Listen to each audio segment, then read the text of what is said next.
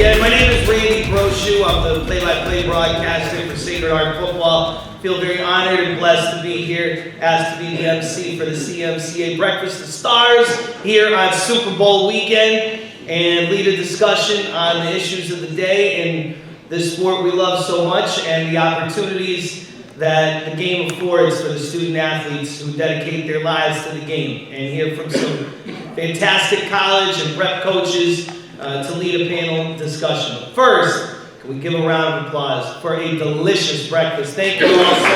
That was great. I hopefully save some room for wings tomorrow night. At this time, I'm going to call up our host, Derek Lewis, for some announcements. And again, Coach, thank you so much for this morning, and the mic is yours.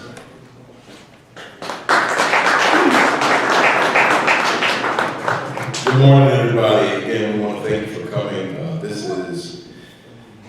This is something that is like so amazing for us. This is the first year that Cmca and my church, we're combining and doing this breakfast together. There's some heroes out in the audience, and I'm going to shout everybody out in your due time. But again, I am so thankful that you're able to come and share with us this morning. The program is going to be quick and swift. I know everybody's got a full belly. There is extra. You can have as much food as you want to, believe it or not. I'm not going to eat anymore, I promise. All right, but thank God for you guys being here. And we're going to, we have some of our Cmca All-Stars. Come on, clap for them.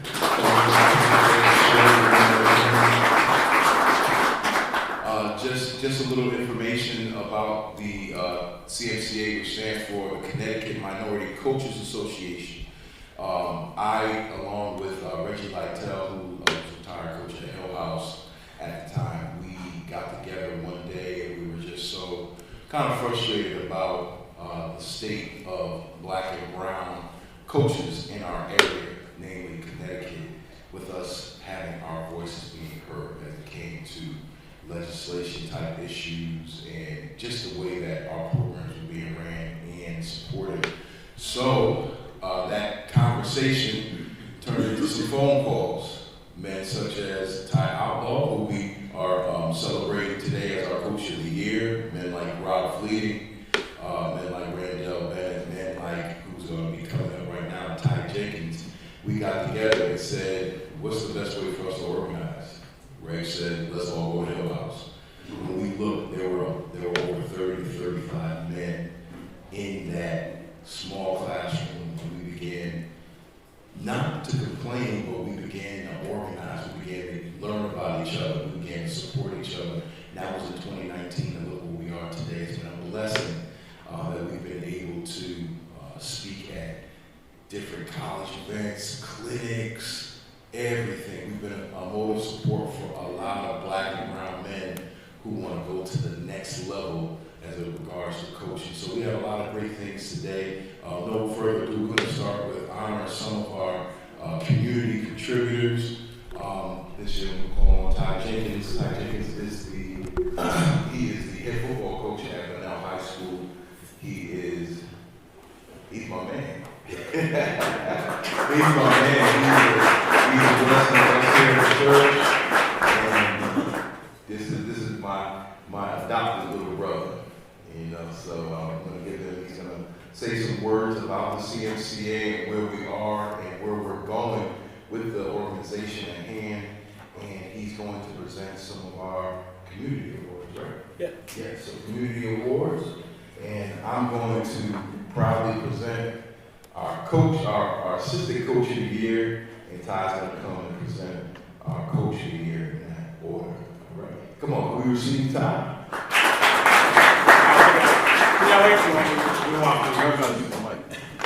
I'm a little nervous because the guy who kind of changed my life and got me to play college football is in attendance. Rich Cavanaugh, or a lot of our college football. This is my first time being in his presence and not yelling at me, so it's a good day. So Cmca is something that we created in 2019, February 2019. We got together and we really wanted to make a change. As someone who was a young head coach in 2019, I was 24 years old and was fortunate enough to be named the head coach at Bunnell High School. I was lost. I didn't know what to do. I didn't know where I was going to go. I didn't know who to turn to. And all of a sudden, we found that there was a lot of people who were in my same shoes. So being able to come together and make that happen was huge. But one thing we recognize is it's not just the coaches that help us. It's not the people who call the plays or who set up weightlifting. It's the people who support us on the outside that help us the most. So our first Cmca Community Award, okay, goes to the Student Director of Football Ops for Bullard Havens, which is Derek's program. You might know him as Ming's Production. Joey, where you at, Joey? Is he here? Come up here, man. Talk about Joey. Okay.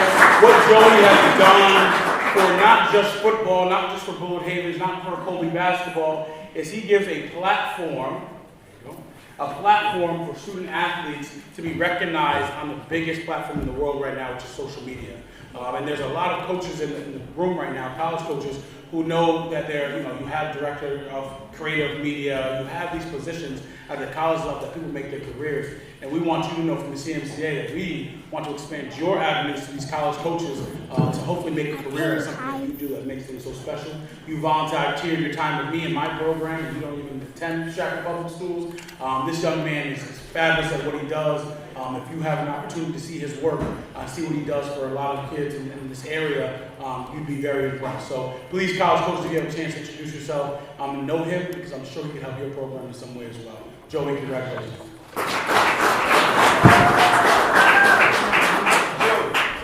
Get used to it, man. Say something to the people, man.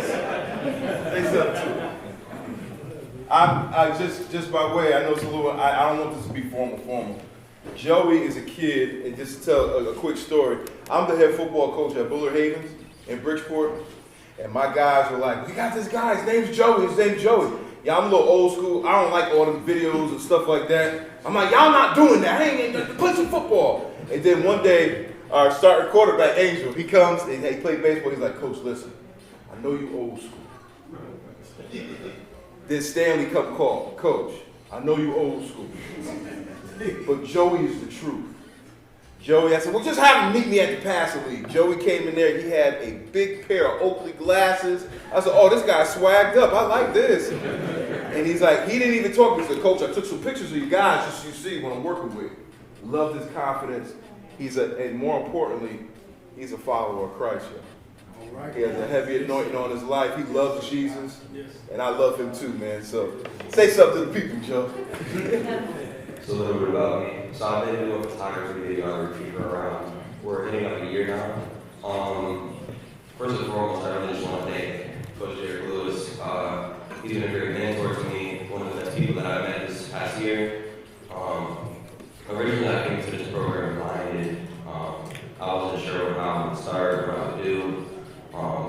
But he's helped me so much to grow on my platform, helping to meet all these new people, build more connections. And I really just want to say thank you to him and just everyone that's helped me throughout this, helped me grow. And I really feel like it's the start of something new, something big. And that's really it. Just want to say thank you.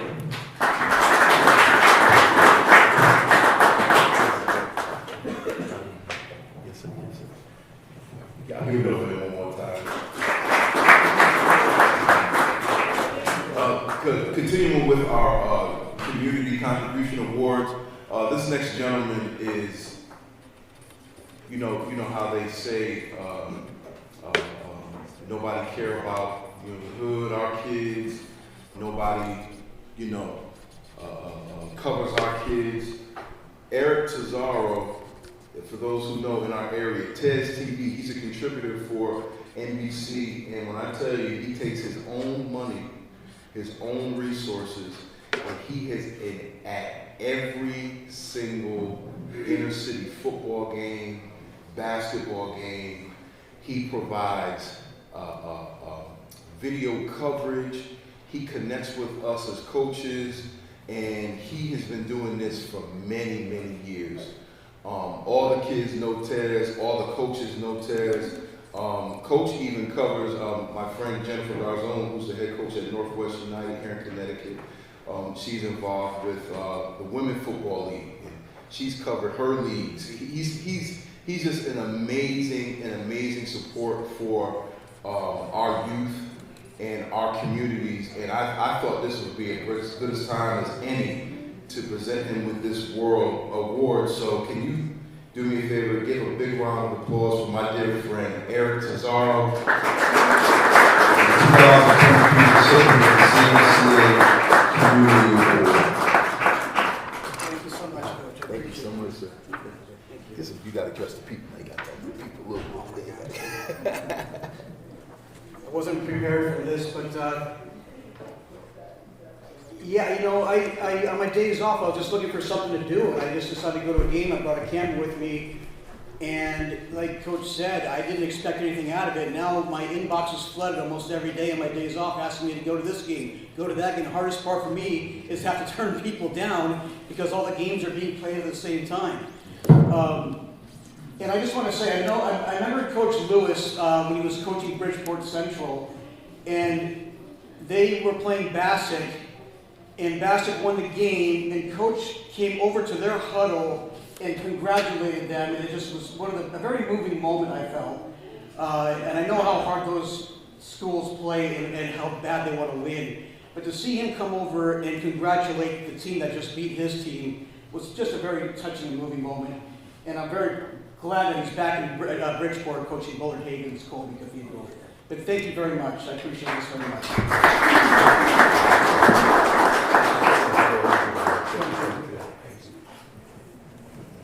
Todd left the league away. Where my help at? Todd Jenkins, no? Okay, I'm on my own. All right. There were, while we're here, if you have been following some of our social media and news outlets here in the state, there were 2 significant, unfortunate deaths in our high school football community.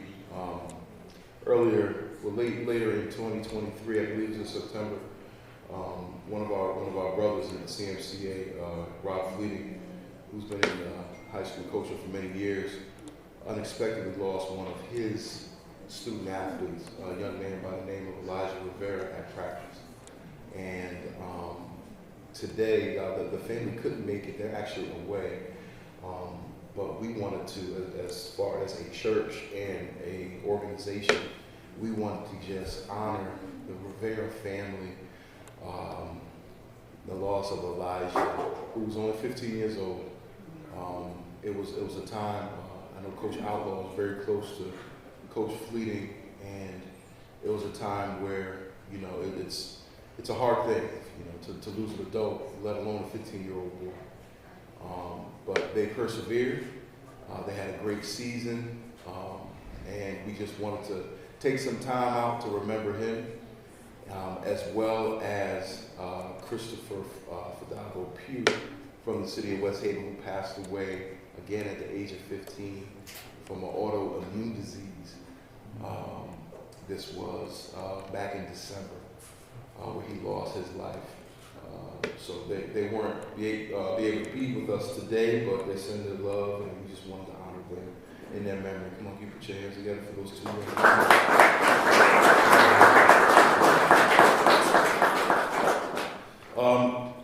Almost done with our presentations. Right now, what we're going to do is we are going to Ty, are you here? You in the building? Jenkins? Where's James? Okay, he's not here. I'm right by myself. All right. Don't worry, I didn't go far. Hey, I'm about to get Coach Cav on you, man. That's all right. At this time, we want to take some time. We want to honor some of, again, we came up with a all-star team, not an all-state team, but an all-star team. Some of these student athletes that have excelled at their different schools. This year, these athletes either made all-conference or were considered for all-state, and some of them made all-state, had amazing years, and a lot of them together comprised our first inaugural all-star team this year, all-star team. So we have some certificates for you guys. I hope you guys enjoyed the good breakfast. All right, but I just want to call you guys up and just come and. I'm not gonna ask you to speak, so don't worry. Joey spoke for y'all already. Ain't got Trey Williams is like, thank God, man. Okay. All right. So the first is I'm gonna take care of the guys that's in my league. And I'm glad I don't gotta play them no more. God, I'm glad. This first young man is an amazing young man, amazing young quarterback. He threw the ball for nearly 3,900 yards this year, I believe. I don't know how much he ran for, but he had a lot of touchdowns. He was actually recognized by the Army All-American Bowl. Am I correct? Is that the one? Lou Gray, yes, down in Dallas, Texas. He actually, last summer, spent some time training with a guy, I forget the guy's name. Won a couple Super Bowls. Manning something? Not Eli, the brother. What's the brother's name? There you go, Peyton Manning. Yes. Actually got a chance to meet and compete with Peyton Manning in his camp. So one of our Cmca All-Stars this year. This year is none other than one of the nicest young men I've met in a long time. His family and his coach is here to support him. This person's name is Ben Roden.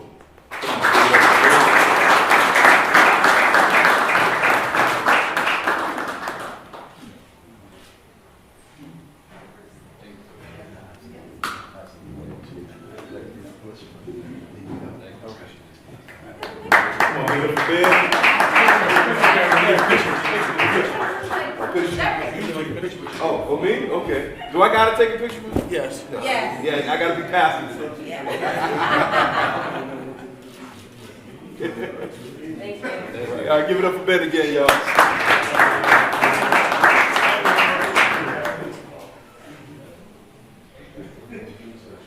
Next young man again, we play in the technical league conference, and this is another amazing young athlete, extremely humble young guy. Don't talk junk, just does his job. Was one of our state leaders in rushing yards this year. I think he ran for close to about 1,800. He ran for 1,800 this year? Yeah. He ran for 14, since you said yeah. Just a kind young man, beautiful spirit. Hear nothing but beautiful things about him. And he along with Ben, you know, you college coaches out here, man, reach out, man. These guys can play some ball. His name is Jermaine Shepard from Platte Tech.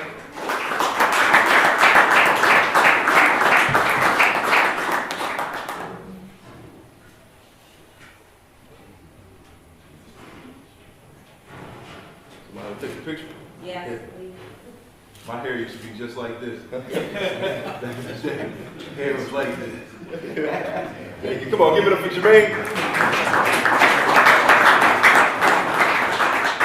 What can I say about this next young man other than this young guy? Honestly, you know, I do so much personally. I really ain't want to go back to coaching like that. I wanted to get to other things, but being around this young man for the past 2 years was beyond one of the greatest experiences in my coaching life. He is an amazing student athlete. He is by far one of the best players I have ever coached. He actually was second in our class, the Class M in the state in receiving. He's just a phenomenal, but more importantly, one of the most resilient young men I have ever met in my life. The Register came and did a story on him, and you know, the untimely passing of his mother, and he's just amazing. His father is here. That's his twin. Even though his father look better than him, man. That's my brother. My brother Big Stan is here. God bless. Y'all give it up for Big Stan. Y'all give it up for one of my adopted sons. We share custody of him sometimes. Because Stan, we say Victor. We want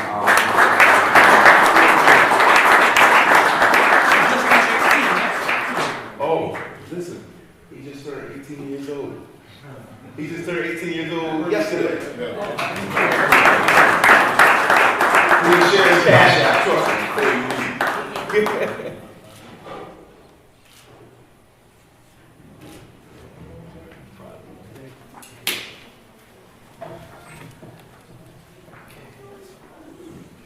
Got a couple more.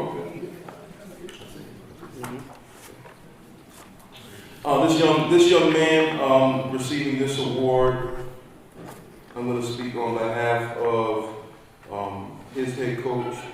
His head coach was a guy that I actually coached at his age, aging myself a little bit.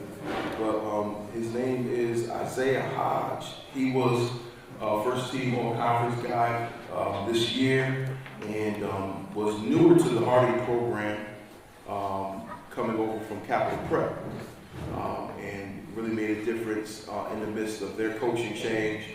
And just another kid that, you know, we just really picked a lot of high character guys for this all-star team. He's just another high character young man with a very, very bright future, Isaiah Hodge.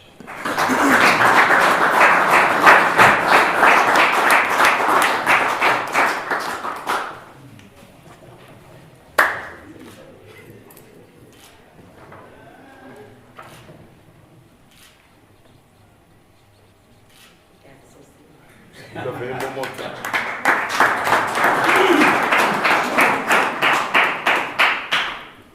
All right, so our next guy is a guy that I'm lucky enough to have coached. Over the last 2 years, he has been an absolute menace to quarterbacks we've gone against. He finished this last season with 5 interceptions and 1 for a pick 6. He is a state placer in track and field. He was a first-team all-conference basketball player, and this year he was the only unanimous pick in the Southwest Conference as a defensive back, first-team all-conference. A great kid, great family. I wish I had a lot of him. I did have his twin brother and did have his younger brother, who might be a little better than him. He dunked in his first game yesterday. But a quick plug, this kid broke his wrist week 3, and he played the entire season. Led us to the playoffs for the first time since 2018 and the 5th time in school history. He is a basketball kid by trade, and he has unfortunately not been able to play basketball all season because he gave it all to football. There's no one on my team that I would say would be a Cmca All-Star, Michael Ricketts.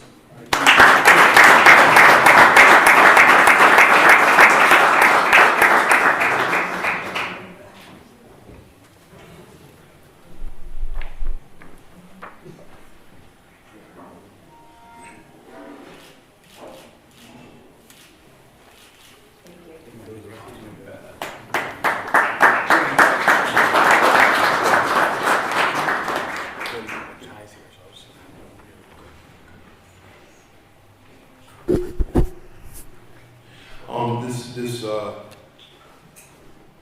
last All-Star that we want to honor today, I'm going to have his coach come and say a few words about his coach.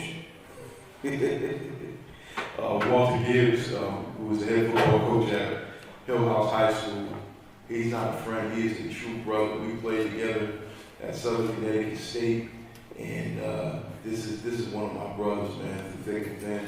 Many days, you know, if many don't know my story, you know, we both transferred into Southern. Like, this is kind of like last chance you before last chance you. We came in, and Walt had his baggage, and I came in with a pregnant girlfriend, and, you know, feeling unwanted, and we bounced together, and you know, many days I cried in this man's arms, man, wondering if I was gonna make it. And let me tell you something, he ain't let me fail. You got a brother like that in your life, man, you'll be all right. So can y'all receive my brother? He's gonna present this last award for Cmca All-Stars. This is Walter Gibbs. Thank you, everyone. Well, first, I'd like to thank Coach Lewis, like he said, who is my brother, and the Cmca for welcoming me into the fraternity as a new head coach. And this award recipient here, this young man made my job a lot easier. I mean, I met this kid 2 years ago at a coaching clinic, and he was one of the reasons why I decided to come back home and take the job. This young man, he was a senior captain. He was a first team all-conference tight end. He led our team in receptions. and receiving yards. I don't have the stats because we got inner city statisticians. So still waiting on those to get the stats out there. But he was a very big piece of my first season where we finished 5-5. This young man is Trajan Williams.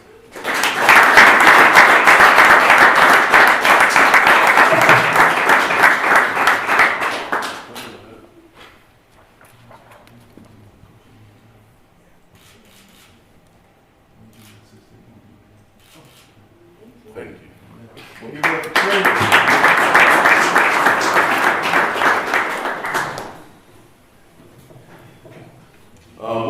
Moving right along here.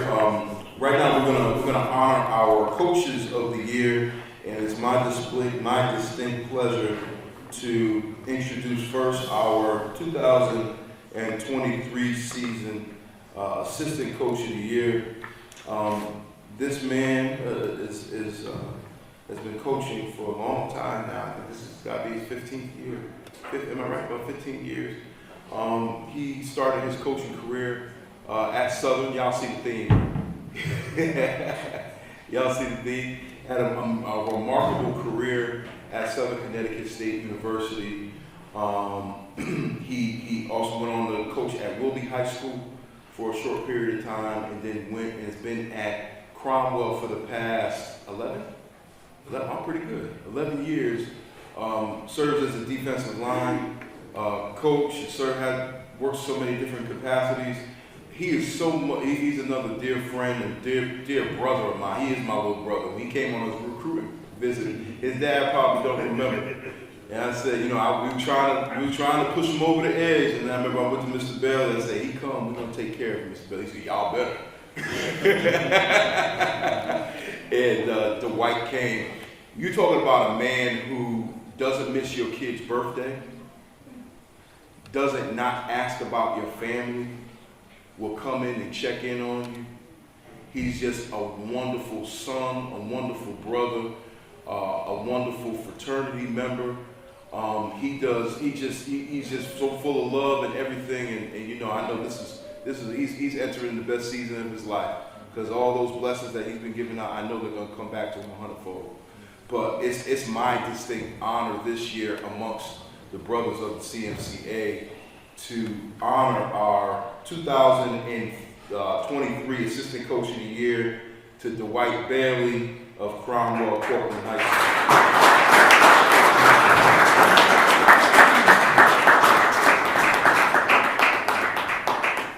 And 2023 state champ. No. 21 state champ. He beat us this year. That's right. Yeah, he got it this year. Yep.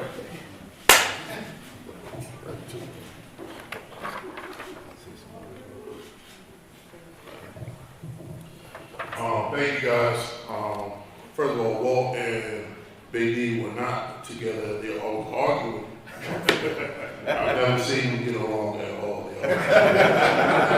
Until Coach Captain came and said something. Thank you guys for this honor. To the association and to the people that's here. Let's get the word out about this association. Let's make sure we spread the word. Hashtag, as your kids say, do whatever that thing is. Because we don't get recognized by everybody. So when we do get recognized, let's take advantage of it. A lot of you guys probably did great things throughout the state and get the recognition you deserve. And if someone's here to do it, let's show up and let's be out and make this a better thing. Got one of my former players in from when I really started coaching, Chris Simon. Thank you for coming. One of my friends from Jersey drove all the way out. Surprised we've been friends since we were 7 years old. My parents are here, and Coach Cav, and I can't thank you enough, Coach Cav, because a lot of us wouldn't be here without you. So I thank you for making the drive down and being here, Coach. And also, this award was named after Kevin Moses, who was a frat brother of mine. Coach Cav also coached him. He was a mentor to Coach Outlaw as well as me, and he recently passed. So being named after him in an award is an honor that's unmatched. And he's my frat brother. He's a mentor to me as well. He's in the midst. But guys, thank you again for this. Let's keep it going. And Bloomfield will beat you next year, see, so.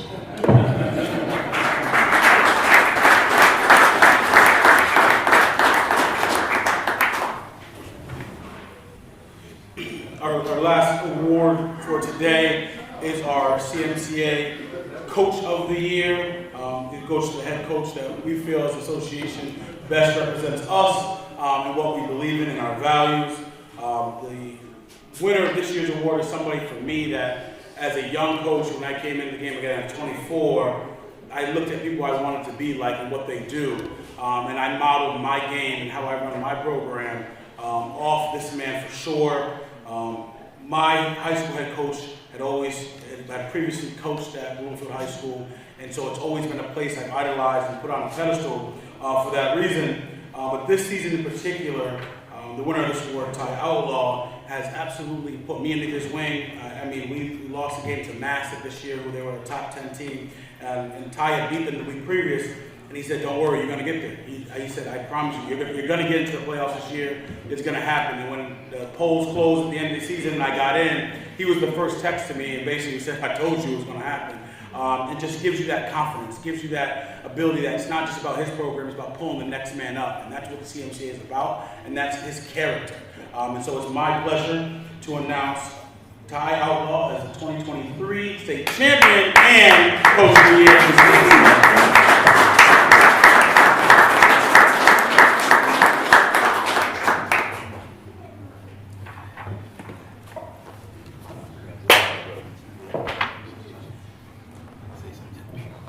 Am I gonna take our picture? How y'all get to the coach here? Y'all want to take no cool pictures? Pictures at? We'll get a picture later, coach. Yeah, we'll get a picture. Yeah. Thanks for coming out. I'm Ty Outlaw. I'm the head football coach for Bloomfield High School. I'm honored to be the head coach for Bloomfield, but I'm also honored to receive this award. These are some special, very special head coaches and coaches in this building.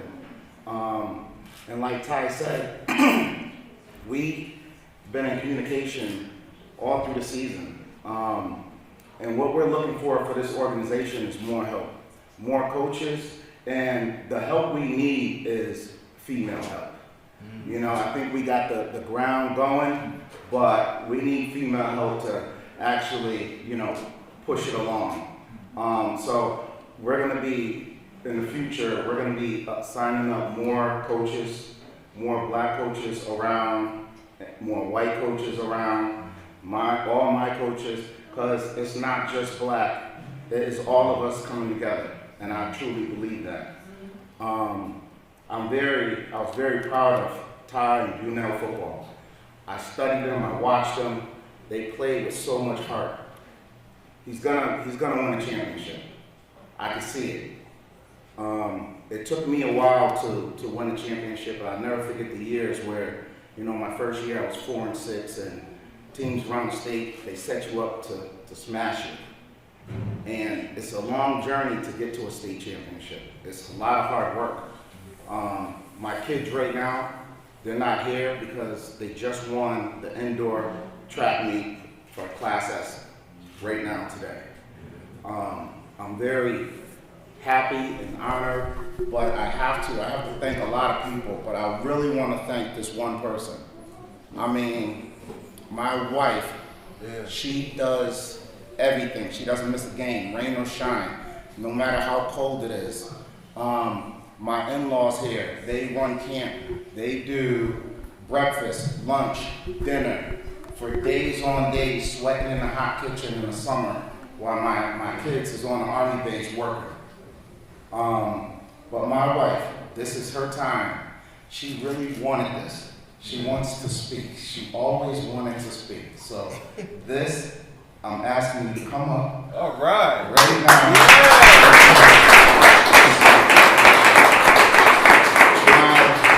Number one fan, Kimberly Outlaw. All right. All right.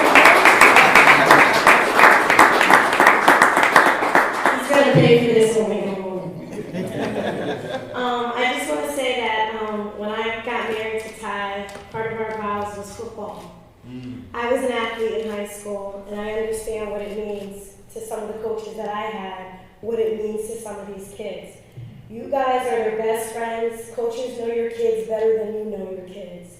They know what's bothering them, they know what's going on at home, they know what's going on at school.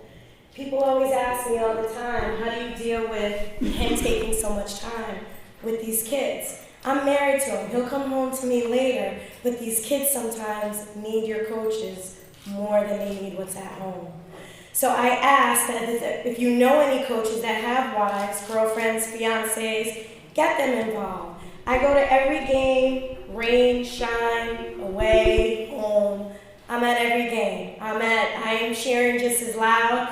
And I wish you would let me get on the field sometime because my back pedal is better than some of his wives. I'm just saying. So this is an honor. I love what you guys are doing. This is great. And I hope it keeps growing and growing and it becomes national and that you guys get recognized the way you should. Congratulations to all you guys.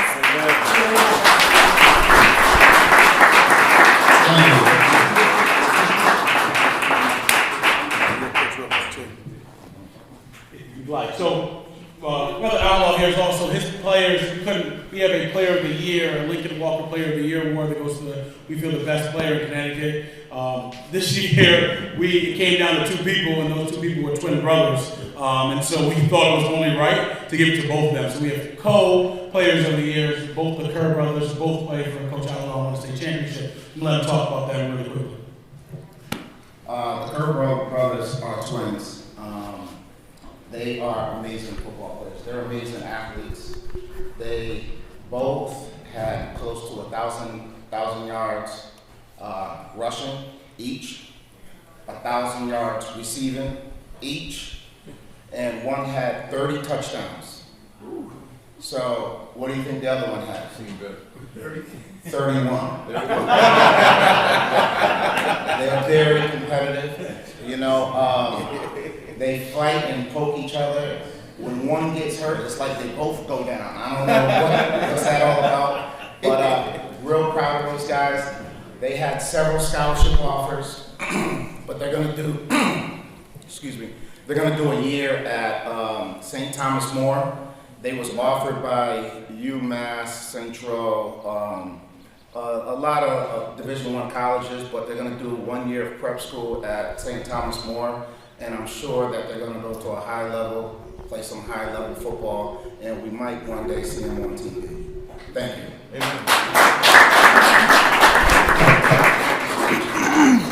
Congrats, this is good. Come on, let's get Coach and Sister Kim.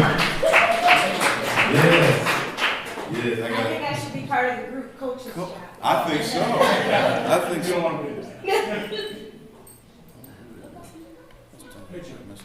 Oh, picture. Get closer. Closer. You guys gotta look at the camera.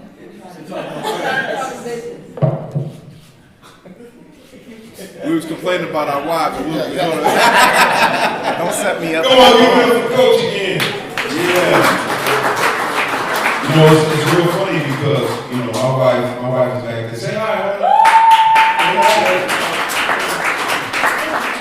Lady D is back there, chefing it up. You know, it's funny because Daria actually had said, you know, it would be really cool if we started a football wives chat.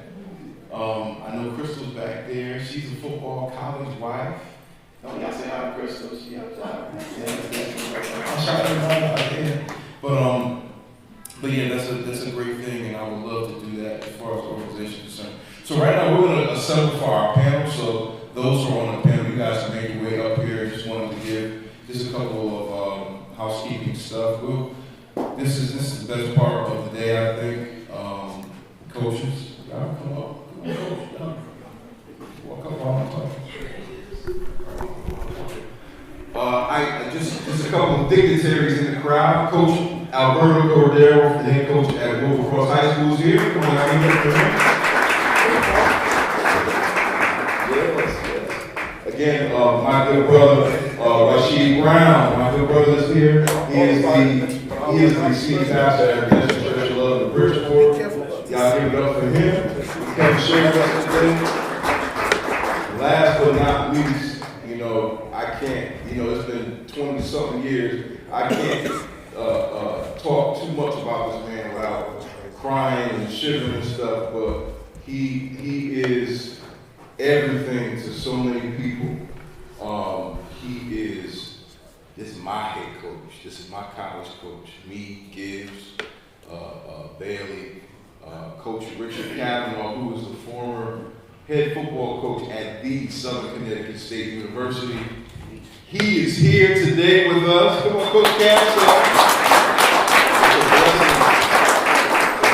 It's a blessing. You know, I'm remiss with saying, you know, I'm spared my story for another day. Many of you guys know my personal story, me and Daria's personal story about what this man means in our lives and the chances that the love he's given so many of his players over his 29 years of being a head coach at the university. Thank God for him today. Come on, clap your hands.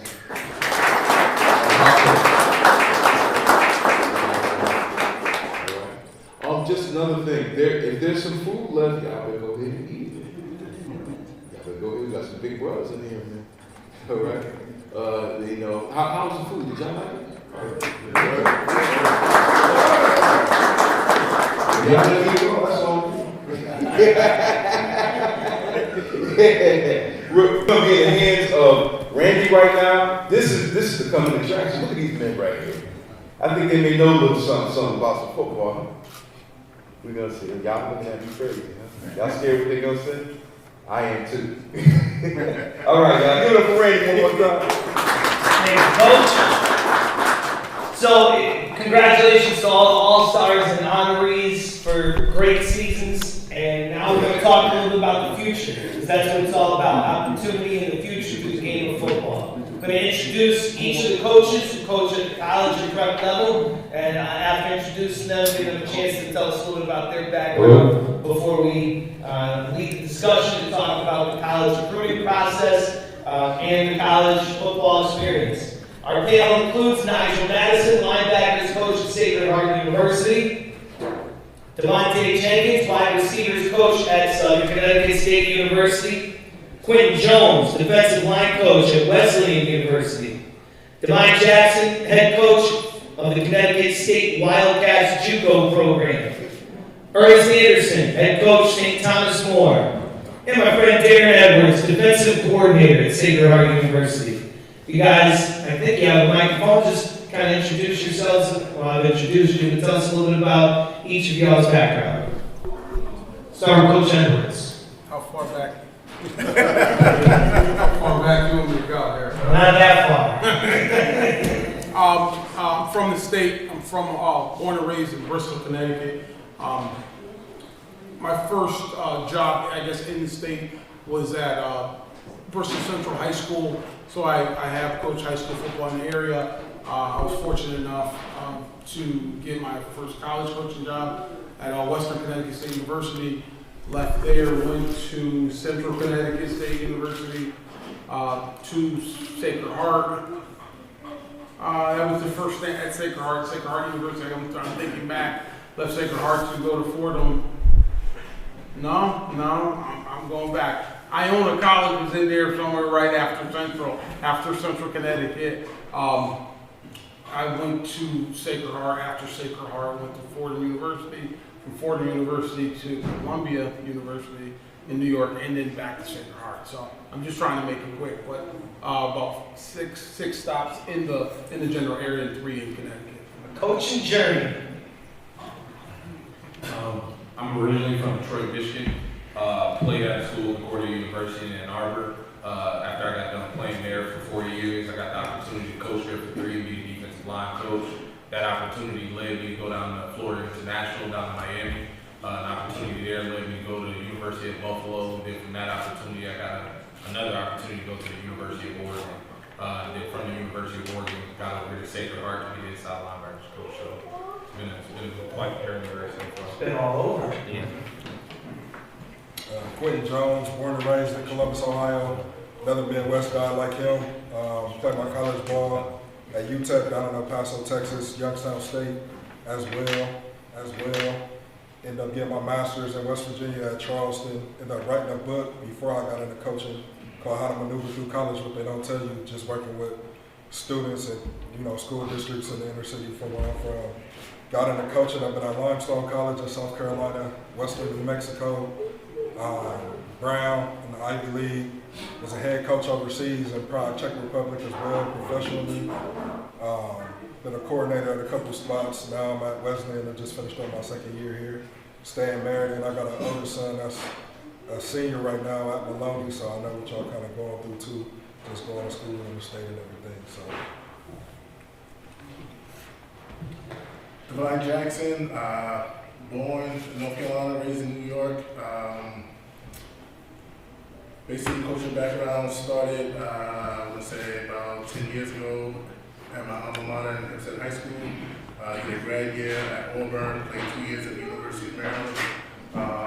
So coached in high school and now starting this junior program 4 years ago. It's my first true college coaching experience. Devontae Jenkins, born and raised in Carson, California. Played at Southern Connecticut for 2 years. In 2015, 2016, I was All-American. Post-college, I got an opportunity to play some years of arena football. Did that for a couple of years before 2019. Became the wide receiver coach at Southern Connecticut State, and since then I've been coaching there for the last couple of years. Well, you're all very well traveled, well distinguished, and there's a lot of young men in this room right now that are about to go on their journeys as well. I know I'm supposed to kind of direct one question, but per coach, but I feel like we got to hear from all of you about the most important question, which is what are you looking for in the recruiting process of a prospective student athlete? Coach Edwards, you want to lead us off and go right on down? That's fine. I can. If everybody can hear me, I can talk loud enough. I think it's a personal thing. It depends on what level you're at, what particular school, because some schools are looking for different things. But me personally, what I'd be looking for, most important thing is a kid that likes the game, he loves the game. I don't think that you may not always be the best or the most talented one, you know what I'm saying? But if you love the game and you work like you love the game, you can overcome some things, you know? So, I mean, I'm looking for a football kid, a kid that loves it, the one that we have to say, get out of my office, stop watching film, get away from me. Those are the kids that you want around, you know? The ones that love it just as much as we love it, you know, as much time we put in, those are the ones that you want around, you know? So that's the big thing, other than just being talented. Other coaches, what do y'all look for in the recruiting process? For me, it's whoever these guys don't get. For the junior college world, it's a different grind. It's kind of the same. It's just now the measurements are a lot different for us. We're taking the undersized kid. We're taking the kid that didn't get looks or went to a small school that was overseen. For us, with our staff, we have guys who have coached at all levels as well, where we're able to want to develop and get better. That's our main thing. You got to be willing to be a sponge. If you're willing to learn, we're willing to teach, and we feel that will go a long way along with your talent. I can piggyback off what Coach said. Pretty much for Southern Connecticut, it's a blue-collar school. We're looking for kids that have grit, resilience, accountability. It's huge in the program as well. A kid who can pretty much, you're going to make mistakes. We all have, but a kid who can look you in the eye and kind of be like, hey, I understand that I made a mistake, and I'm willing to learn from that mistake. We can always work with that as well too, and just kids who just really looking to, like Coach Walt and Coach Lewis said, Southern's kind of like their last chance youth. So I feel as if going through college with that kind of mindset, it's all or nothing. You're competing against not only the kids in your position group, but kids all over the country. So. Like all the coaches said, just kids who are willing to just put the work in and meet us halfway is honestly all that we can ask for. I know where I'm at now, it starts with grades because I'm at a high academic institution, like they call it the little Ivy League, similar to like a Harvard or a Penn or a Yale. So like they lead with grades, but I've also been at places where We bring in at 70 every year, a 2.5 to get you accepted. We getting in 2.2s. So it kind of start in the classroom for most of these just being eligible. When it comes to playing position specific, like where I'm at now, we recruit by position, which I'm not a fan of. And then some people recruit by areas. So like if you coach linebackers, they looking for like how fast you trigger downhill, or like I know with D lineman, if you disruptive, where I got right now, if you can make plays, not necessarily looking for robots, guys that can kind of translate to the position, but also the work ethic thing, like you said, because it's a grind. Like it's a grind. Like right now, you know, y'all might be working out after school, you might work out before school, and like when you get to college, it's like every single day.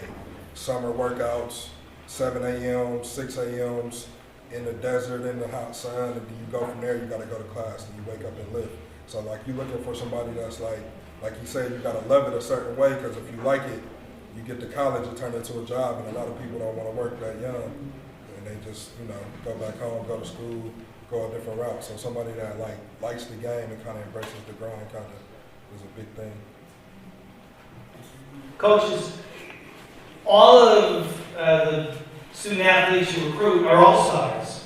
They get to the college level and they all have great success in high school. Now you've got to give an accurate assessment to somebody who has been a star and where they kind of fit in your program amongst other stars. How difficult can that be to give an accurate assessment to a student athlete, prospective student athlete, and their parents after all the success they've enjoyed in high school, now going to a much more even playing field?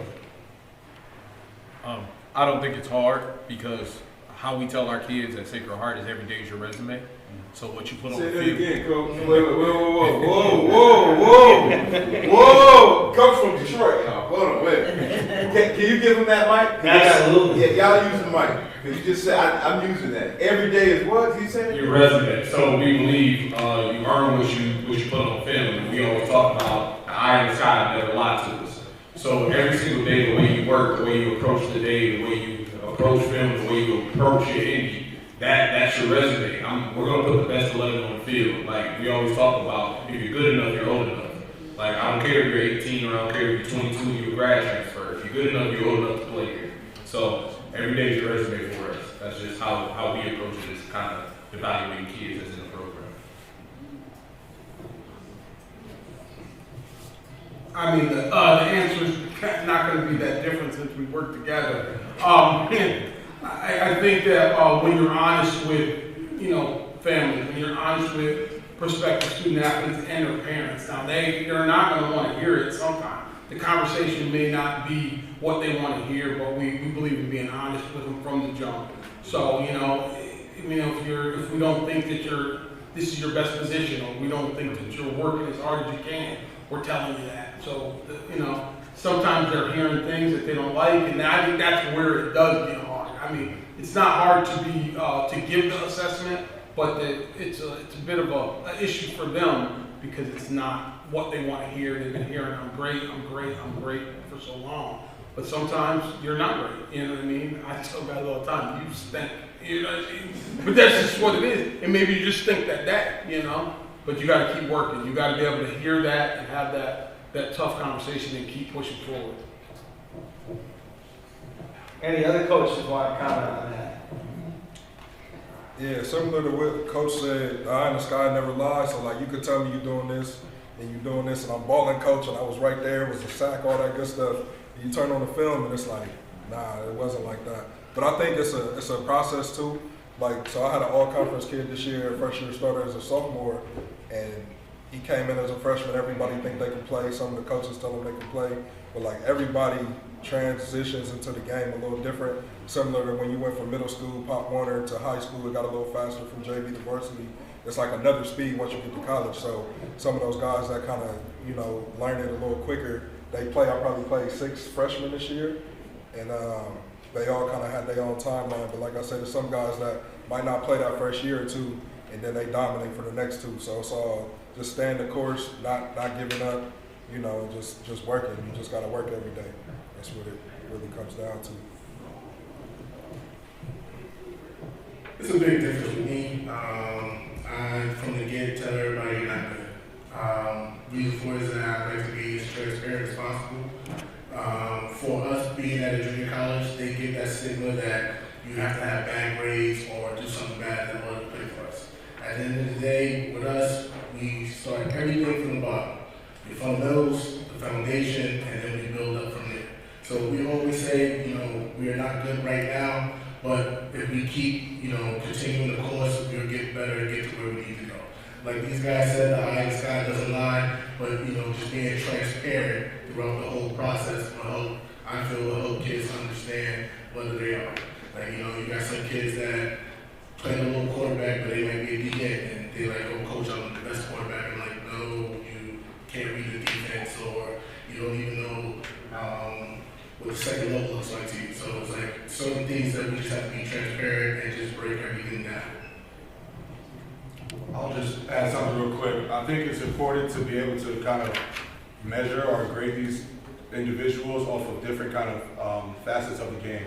For example, it's not just going out, playing football. I think what's important is weight room, being able to study within the books, being able to know your ins and outs, not even just knowing what your responsibility is, but knowing what everyone's responsibility is. I think that goes into tell, like a lot of what these coaches are saying, kind of putting in the time, putting in the work.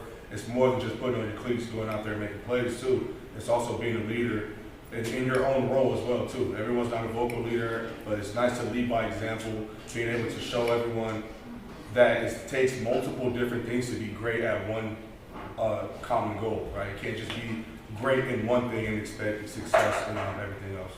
I want to piggyback off that. I'm going to go a little off script. If you're ineligible in college, you really can't help the team. And student athlete is the operative word is student first, right? Like getting to the league is hard. We hope that some will and some will, but it's all about your career afterwards and succeeding while being a student athlete. How important and how much of your message is dedicated to that, especially when they walk on campus and, you know, college life is different than the high school life. So how important is the student element of being a student athlete for you? It's everything. Football is a privilege. You get to be able to play football, but I think we all can agree that the most important thing is getting education. And football is a vessel for you to get higher education. So it's important that you take school first and foremost seriously. That's why it's student athlete, not athlete before you're student. You got to make sure that you be able to do what you. It also is a responsibility thing. If we can't anticipate you to be responsible in the classroom, how are we going to anticipate that you're going to be able to do your job on first down or second down or third down? So it's just being able to build rapport in the classroom helps coaches understand that, hey, you can be disciplined in one facet of your life, so we can trust you in another facet. I'm going to piggyback off of that. It's developing good habits. You know, nowadays everybody wants to see the final product, but they don't understand the journey going into it.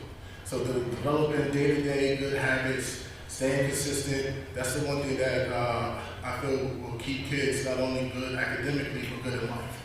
So when you're developing those good habits, a lot of things will come that they was hoping will come a lot sooner than later. As far as the academic part, my dad always told me either you gotta have a strong back or a strong mind. And like at some point, whether you're 21, 31, 41, like the game is gonna end for you. Like you're gonna stop playing at some point and you gotta go into real life. So just being prepared to have something to fall back on, which is your degree, or if you got a trade or a license or a certification, like something that's gonna make you money and kind of live like you wanna live. If you want the Jordans, if you wanna dress a certain way, you wanna live a certain way, like just put in the work and, you know, reap the benefits of it later. So that's really the biggest thing.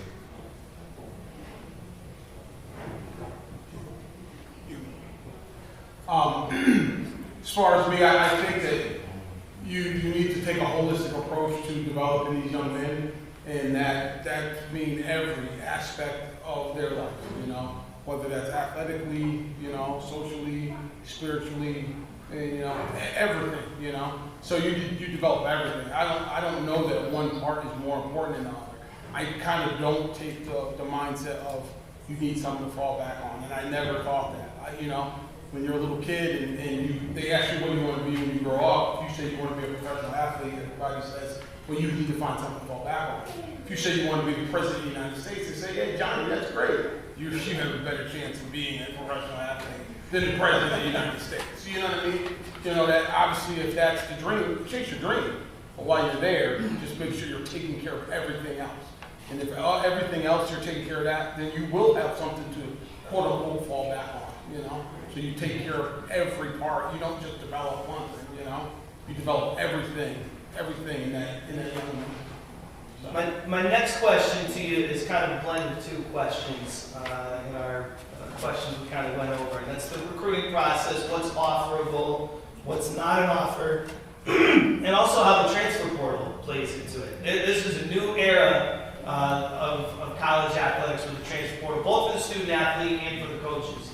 For years, we're asking 17 and 18-year-old young men and women to make very important decisions about the next 4 years. Transfer portal's changed it. How does that play into what is offerable, what goes into your kind of war room by position, and how does it affect everybody, the student athlete and you as coaches?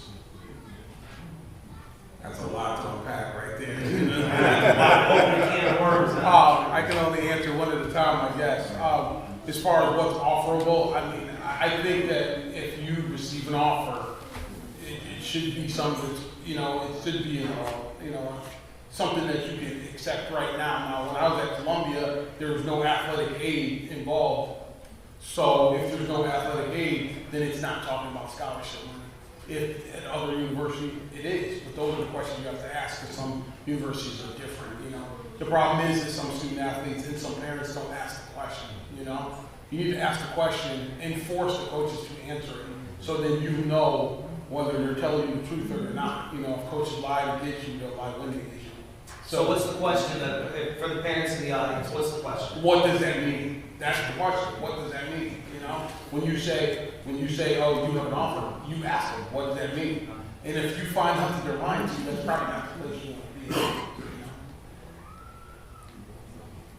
Just with the transfer board for the young high school athletes just coming in, the biggest thing is understand what the process is. Like, you have to trust this process. Things may not go good freshman, sophomore year, right? You got that year to register, so you got another year to kind of get after it. Understand it's all part of the process, so you don't have to be so quick to jump in that portal, because the portal is, you drown in that portal. If you want to be honest with you, you drown in it. So the biggest thing right now is understanding where you go to school, where you can play at and be successful at, and trust the process through it, so through your college career you can have some success. So you can have the ability to play at the next level, if that is a goal for you. Or you have the ability to just play 4 years, be an all-conference player, or be part of the team and be a good player. So understanding what the process is, and it can't just happen right now. It has to be an everyday consistent thing for you. I know at my level, which is a little different, at the Division III level, like you said, it's all kind of academic, it's no athletic aid. So like an offer from us, like we got to be able, we have to make sure you're able to get admitted into school. So it's a little different. So you're offering a roster spot and support through the admissions process at our level. Yes, sir.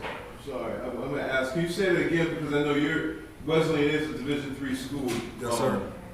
I think this is a common topic of conversations in my house, at least.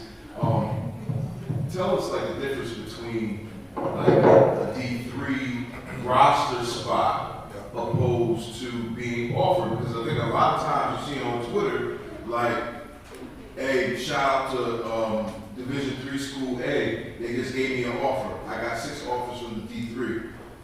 Is that an offer? Like, what is an offer, right, guys? Like, I think these young guys want to know, right? And our high school coaches and our parents want to know, like, when you say offer, what are you offering me? Right. If you're not offering me a scholarship, because that's always, how many parents in the room raise your hand? I just went through it. Are you giving me money? Do I have to pay, right? Big Stan and I just talk about, listen, I can pay or what? Is that an offer, right? You know what I'm saying? So then you guys, please, organically, let's just have that conversation.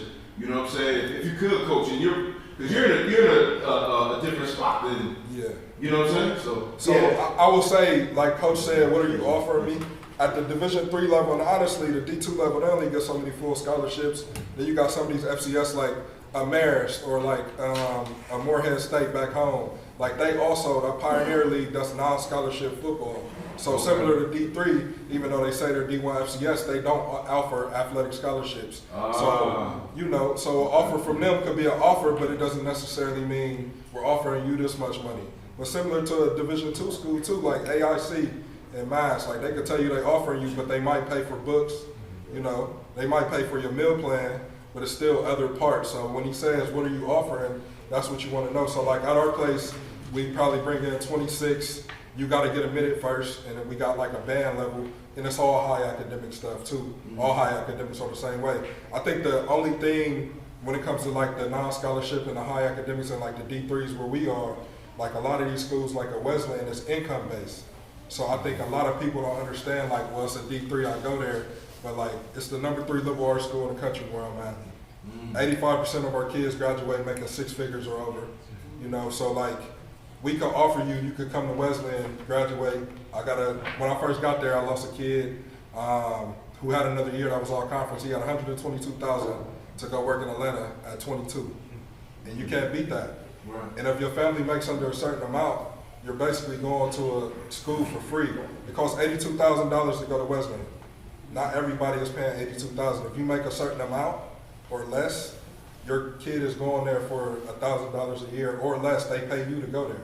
Wow. So it's like a lot of stuff like that. Even your Yale, your Harvards, your Princetons, like it's all income based. So if you make a certain amount, like you're going to some of the best schools academically for free or for not much, and then you're also getting the best athletic experience as well. So I just think you got to kind of understand how much are they asking me to pay, what's the tuition, and like can they help cover that? Because the scholarships that you can get that might not be athletic, but the school might be able to have scholarships to help balance that out. So I wouldn't just like, oh, it's a D3, it's an offer, it's a roster spot, and then I go to, you know, like a Wagner or something, or like, I feel like it's a couple of schools out here at the FCS D2 level that we would probably beat, honestly, on the field, on top of the academics. So you kind of just got to be aware, like, if it makes sense for you. Yeah, I heard you say that we beat Wagner. So basically, Coach, you have a question. Yeah, I just have a question.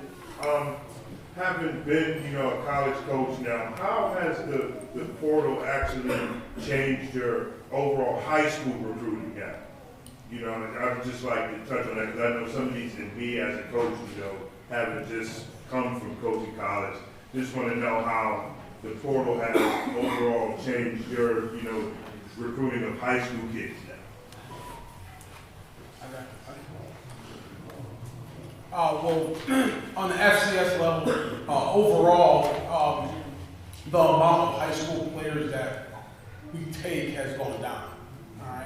All right, and this is the reason why. All right, we have a roster full of guys. You know, and if a guy's not very good, he's probably going in the portal because he's not happy.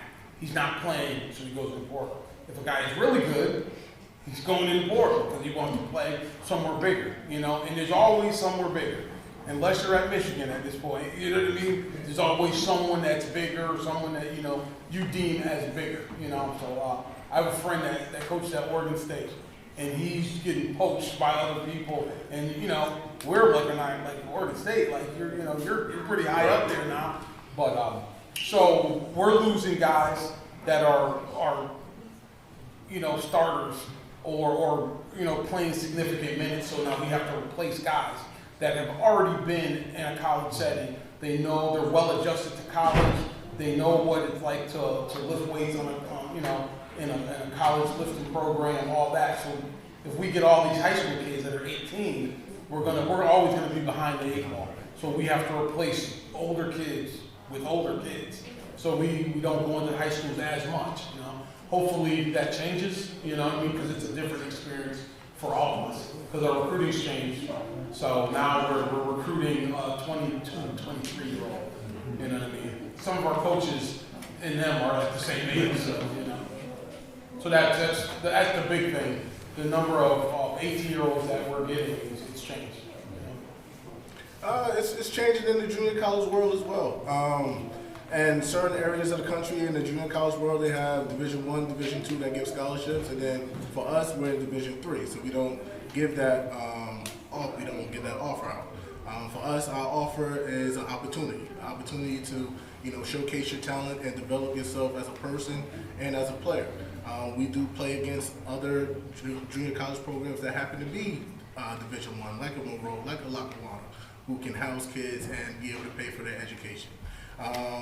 For us, with the portal, our biggest benefit is the high school kids right away, especially here in the state of Connecticut, where we're able to, help with our recruiting with the tuition with the PAC program. So with that, you're able to go to school tuition free. Against the other schools, the other junior colleges, the Division I and Division IIs, they're poaching out of the transfer portal as well. So, if you get a freshman or sophomore that is at a Sacred Heart and didn't get much playing time, they're going right to a Lackawanna or a Monroe to, redevelop and try and get themselves out to something bigger. While with us, we're actually playing against those guys. So, it's kind of a big disadvantage to some cases, but it's also another advantage to get seen by, playing against those guys. So it's a toss up with us in that realm, because we had the opportunity to get a couple of bounce backs, but we don't hit it as much as the other programs with more resources. So the transfer portal has changed things. Anybody else with any thoughts on? I would just say at our level, it's benefited us kind of. In the simple fact that like a lot of, with them not recruiting high school, we're starting to get some of the better players coming to the D2, D3 level, and they kind of develop. And then like, I feel like everything's a feeder system. So like the D2s pulling from the D3s, FCS pulling from the D2s, and the major Power 5s pulling from the lower, group of 5, and everybody's just pulling up. So like, I had a D lineman go to Wake Forest last year, coming from D3, and you're able to play. But I think a lot of the kids that's getting missed out by these schools, they go to wherever they go, they dominate, they have a good year, and then it's like another year of high school to where they get recruited by the bigger schools after they showed they could do it at the college level. So I think, there's pros and cons of it. I think it's just how the schools embrace it. Either you can embrace it and like, hey, you can develop here and then you might go bigger, or it's just, kind of how you take it. I was just going to say that the elite academic institutions in this country, they don't suffer at all. Because nobody's willing to leave a Harvard, a Yale, a Wesley. Unless they graduate. But then they graduated, they already put their 4 years in. You know what I mean? Someone will go to UConn and then they're unhappy and transfer. You know what I mean? But no one's going to go to Yale and leave early. No one's leaving Yale. They're going to deal with that. They're going to get the bachelor's from Yale. You know what I mean? So if you're at a Wesleyan or a Williams, Amherst, a Tufts, you know what I mean? They don't. It doesn't affect them. I don't think so. I think but that's my view coming from Columbia. How about for the perspective of the student athlete? It's a new world for them with the transfer portal and with NIL, name, image, and likeness. I don't know if it comes into play much at your institutions, but we've seen it. Student athletes at every level who may be savvy on social media, which was a theme today, have the ability now, playing a college sport, to benefit from their own name, image, and likeness, and also the opportunity to transfer if they're unhappy and it's not the spot for them. What about the new opportunities for student athletes and your thoughts on those? I would say it's positive just because it allows the student athletes to build their own brand of who they are. It was a point in time in football where you weren't able to do that. You just had to kind of live with the brand of the school that you were behind. But it allows you to have the platform of the school that I'm playing for and then have my own sub-brand within that school. So I'm a fan of it, just as long as it doesn't overtake the program and what we're trying to do. But as long as you're able to build your brand and kind of make a name for yourself, I'm all for it. Other coaches? I think it's a good thing. I would just advise kids to kind of just be real with themselves as well. I feel like, especially coming from different divisions and stuff, a lot of kids like to compare themselves to the top guys in Division I, like the Caleb Williams guys. So they kind of maybe take for granted their opportunities. So I think it has to be a combination of kind of betting on yourself, but also understanding everyone's at a different situation, and you got to kind of be real with what situation that you're in. But I think it's, as far as them being able to take control of their name, image, and likeness, I think it's a wonderful thing for universities and for individuals.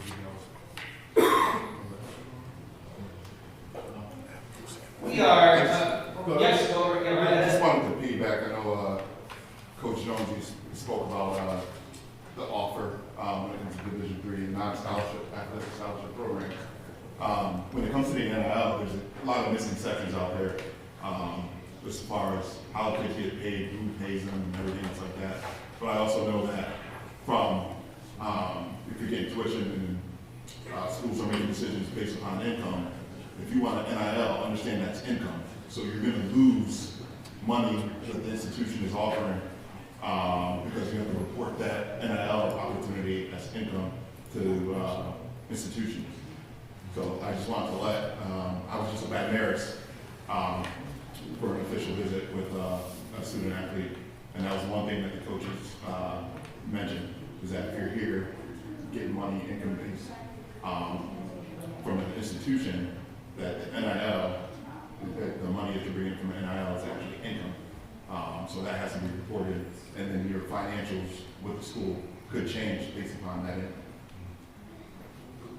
That's great insight, and these are why we're having the conversations, because it's a confusing world. So it can be overwhelming to go into this kind of new world of NCAA recruiting, and a lot has changed. So it's good to gather as much information, have these conversations, I think, and ask a lot of questions. So, you know what? At this point, if there's anything that we haven't touched on, that you have a question about, I think now is a great time to, we've got these guys who are living it and in the middle of it. So, are there any questions from anybody else in the audience that may want, some clarification on, or some ideas? I just want to thank you guys, because I think as a high school coach, a lot of times you guys come in. You guys come into our schools and to build relationships. We don't get to really have these conversations usually about Cmca. You guys have to go to 25 different schools. So we're able to hear from you guys, and I really appreciate it. Especially a lot of us either coach the college level or plan to at some point want to get in. So just relationship to showing up today, I want to thank you guys for doing all the teams for us. Thank you.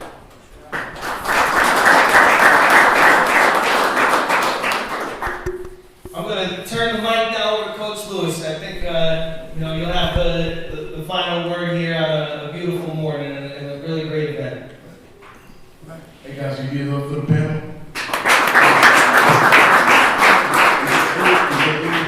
Anybody, any questions, any comments? I want to make sure you're heard. Anything that you want to ask specifically? Going once, going twice. Last thing, and this is anybody, just one person pick it up. I know on our list, I think that the presence of a college football coach is huge. And I was saying this in the room, and I know I'm dating myself. Coach had presence, right? The guys that played for him. Coach Kavanaugh had a presence about him that it wasn't intimidating. Yes, it was. Because it was intimidating because you wasn't doing what you were supposed to do. But there was a yearning for us to have, we wanted him to respect us. Like above playing and everything, you wanted to earn coach's respect. And I think, honestly, in the turn of the generation, we have, I think a lot of men, and it may not be y'all, I think a lot of them have traded in their need to have a strong presence to just get a kid because head coach A says he needs this kid. So if somebody can kind of like just take that and tell me what your feeling is about having a strong presence as a representative of the program that you work for.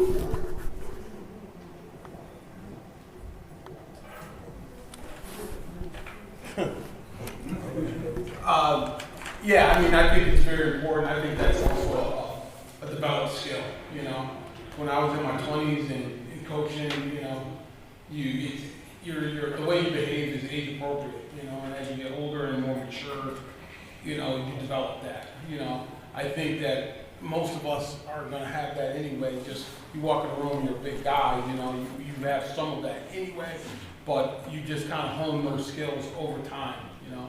As more kids you get in front of, the more years you coach, you just get that. And then you're watching other people. I mean, you brought up a coach plenty of times, and whether you play for them or not, everybody in this state is known about Coach Cavanaugh. And so like you learn from other people, you watch them. Why are they so successful? And you steal something from him. You steal something from a coach over here, you know, and you make it your own. So I think it's very important, but I think it's a developed thing over time, you know. I know we got a lot of younger, you guys are younger coaches, so I mean, anybody want to piggyback? Is it hard for these guys to not fraternize with you?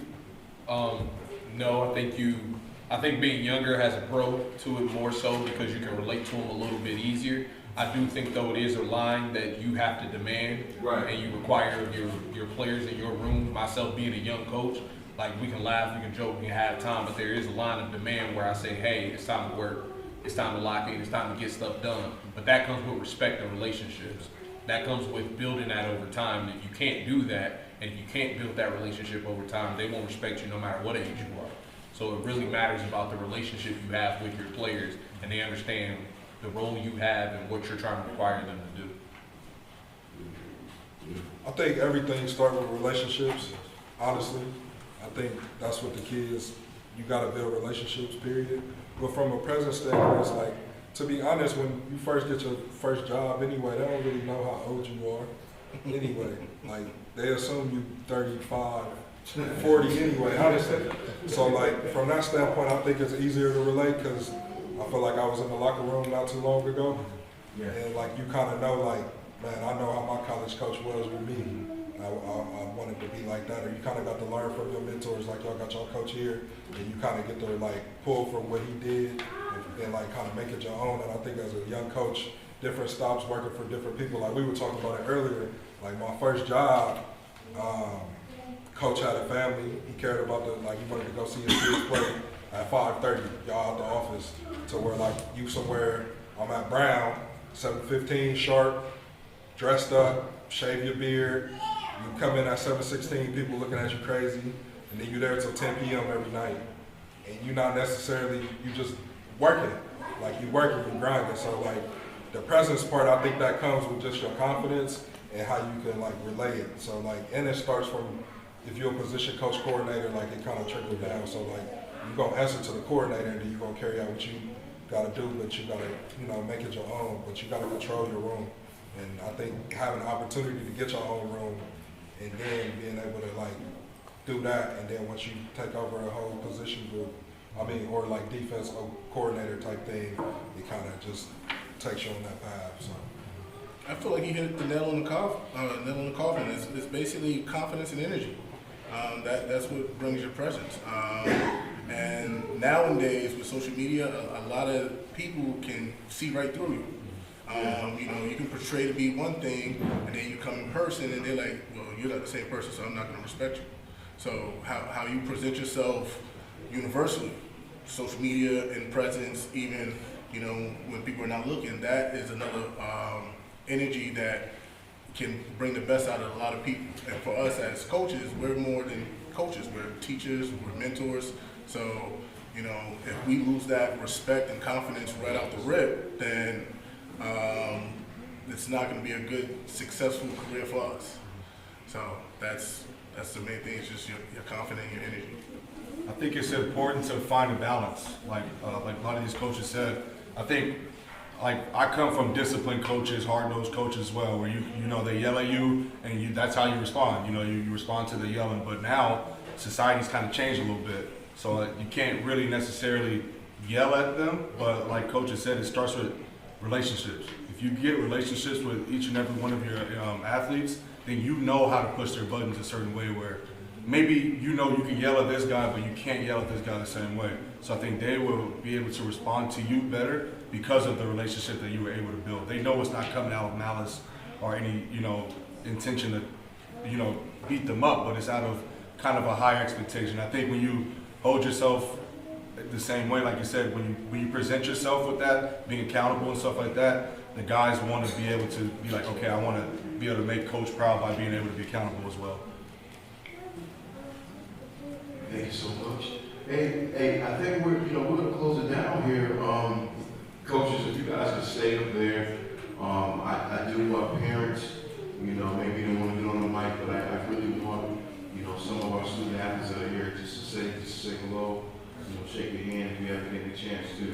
If you guys don't mind, we'll give us an extra couple minutes. I really hope you guys enjoyed today. Did you really enjoy it? I enjoyed being with you. Enjoyed seeing some familiar faces, and I hope you guys enjoyed the food. And that's it. We're gonna break it down from here. All right. Again, so we'll see you the next time when we do it. Anything claim our attention?